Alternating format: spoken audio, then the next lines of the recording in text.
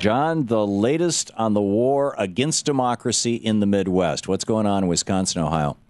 Well, there's a lot going on, and there's a ton of positive stuff going on, but let's start with something negative. We'll build toward the better. In Wisconsin, you've been following this situation with our state Supreme Court, where there's an accusation that a conservative justice Mr. Prosser attacked one of the more liberal justices, literally tried to strangle her. There's been an incredible sort of push by the right to defend this guy.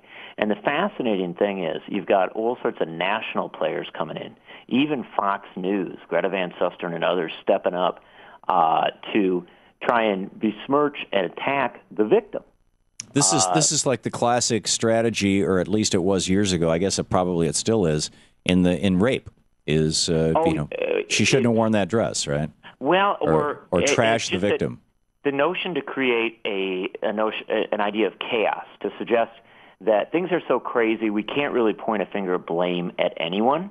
Uh-huh. And what's so unsettling about this is here we have David Prosser, this justice who you've covered well, and we've talked about in the past, a guy who's had a long history of emotional outbursts, screaming, calling people, shouting obscenities, saying he's going to destroy people. And now this incident, put up against a woman, Ann Walsh Bradley, who's had an absolutely exemplary record, never any accusation of any wrongdoing of any kind. And yet we have this media overlay coming in that says, they're equally crazy. Well, I think that's only Fox News, isn't it? Well, Fox has pushed it, but a lot of conservative talk radio. But I mean, you're not seeing it from anybody else on television.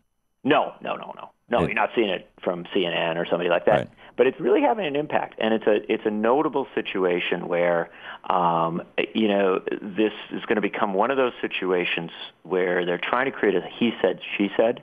Well, they're also like reinventing history. I mean, this is like, look up the Paul Revere page on Wikipedia right now. He was ringing bells and shooting guns. They successfully rewrote Wikipedia, and now they're trying to do it for John Quincy Adams, making him a founder.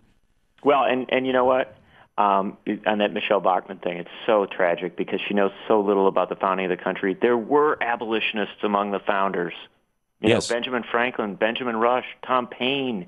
All she had to do was Thomas Jefferson, the first piece of legislation that he introduced into the House of Burgesses when he was a legislator in the state of Virginia was to end slavery in Virginia. He was punished for that by his peers passing a law saying that if any Virginia planter, which would include Thomas Jefferson, freed his slaves, that they would be seized by the state of Virginia, put to work for 2 years at hard labor, and then sold on the auction block, making it impossible for even Jefferson to free his own slaves. And then, of course, you have the great debate about the language even within the Declaration of Independence. Right. He wanted to blame King George for it, and John Adams said, take that out. It's too inflammatory. Or maybe it was Ben Franklin.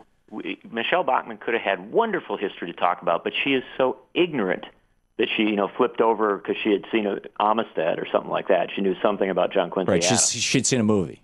Yeah.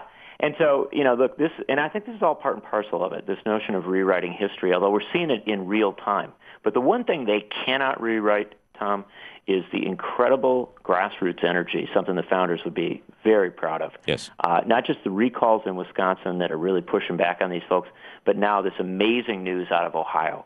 1.3 million Ohioans, 1.3 million, have signed petitions to force a referendum to override Ohio's law attacking labor rights. But here's the question, John. Incredible John. Democracy moment. How many of those people, when voting day comes, are going to see a repeat of 2008, where in the primarily Democratic districts, there are so few voting machines that they have to wait 12, in some cases 14 hours to vote, whereas in the affluent white Republican districts, it's a 15-minute job to vote. And how many of those people are going to show up and say, I'm here to vote, and there's going to be a Republican lawyer standing there saying, let me see your ID. That ID is not good enough. You've got to go find your birth certificate, and et cetera. Well, this is one of the things I've said I've spoken at a lot of events with unions, and I've said as they invest their money in these campaigns to pass this referendum and to push forward with recalls and other initiatives, they have to become much more committed to voter protection, to election protection. Well, you had 70,000 people in Florida in 2000 throw it off the polls by Kathleen Harris. I mean, nobody's talking about that. Well, and this is the thing. we historically, reform movements in this country, going back to the progressives 100 years ago, and even the populists, understood they had two responsibilities. One was to build a movement, and two was to make sure that the democratic processes of the states and the nation allowed that movement to make its voice heard. Right. That's why they were for direct election of senators. That's Right. also why the old progressives, the populists, the socialists, always had election protection teams, people who were at the polls to make sure that no poor person, no working person was turned away because of their clothes. There's a famous story of Fiorello LaGuardia racing from polling place to polling place in New York City whenever he heard that there was somebody getting turned away from the polls. He did this as a congressman and as the mayor of New York. Right, and the flip side of that, that's the kind of attitude we need to bring to these. Yeah, and the flip side of that is the thing that made Justice Rehnquist into a major political player in the Republican Party was that in Arizona in the 50s, as a young man, he stood in line as a lawyer and challenged anybody who looked Hispanic or looked like a Native American, threw them out of the voting lines or chased them off. Well, and we've got plenty of examples of that coming from southern states with politicians still in the game, where they began their political career on this. But still, I do want to emphasize, Tom, as discouraging as it is, when 1.3 million people petition for labor rights, that's pretty big and pretty good news in America. Yeah, I think people are waking up. They're getting it, that the Republicans, as Harry Truman said, the Republicans are the party of the rich and powerful and always have been and always will be, and the Democrats are the party of the people. John Nichols, thenation.com. Thanks, John. Thanks, brother. Keep it up. Yeah, I will. And you too. All right.